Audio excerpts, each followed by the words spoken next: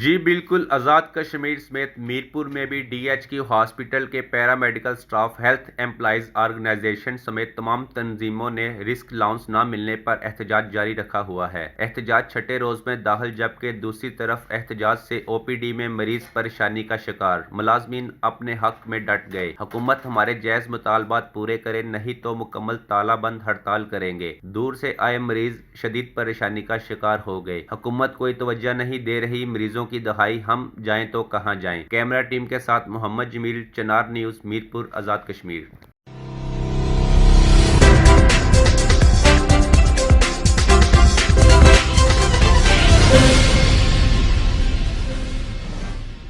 مزید خبروں اور اپڈیٹس کے لیے وزٹ کریں ChinarNews.info